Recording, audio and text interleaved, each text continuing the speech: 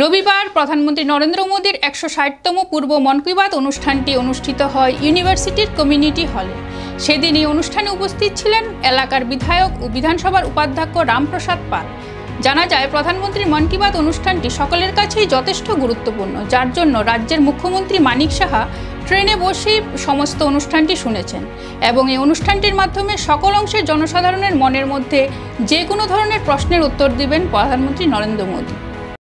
২৬তম মন কি বাত অনুষ্ঠান আমরা আমার বিধানসভার 44 বুথে আমরা এই অনুষ্ঠানে আমি অংশগ্রহণ করেছি। আমার সাথে প্রায় ৫০০-৬০০ কার্যকর্তাও ছিল এই এলাকার। তো আমরা এখানে প্রতি মাসের শেষ রবিবার আমাদের মাননীয় প্রধানমন্ত্রী নরেন্দ্র মোদীজি এই যে মন কি বাত সবাই শোনার জন্য একটা অধীর আগ্রহ করে থাকে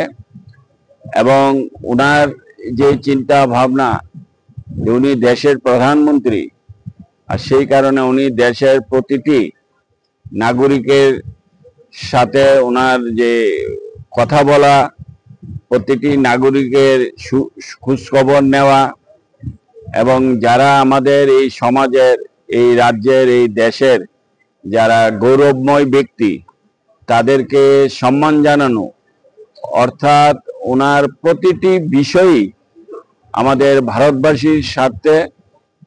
এবং ভারতের স্বার্থে উনি এই মন কি বাতের মাধ্যমে আমাদের ১৪০ কোটি জনগণকে উনি সেই বার্তা দেন এবং ওনার এই বার্তার মাধ্যমে, ওনার এই মন কি বাত অনুষ্ঠানের মাধ্যমে আমরা সারা ভারতবর্ষের সবকিছু, অর্থাৎ কোথায় কি হচ্ছে,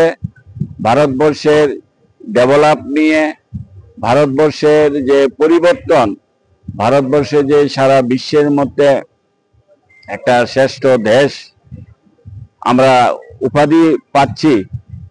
সেইগুলি উনি যেভাবে একটা বর্ণময় ভাবে প্রতিটি জনগণ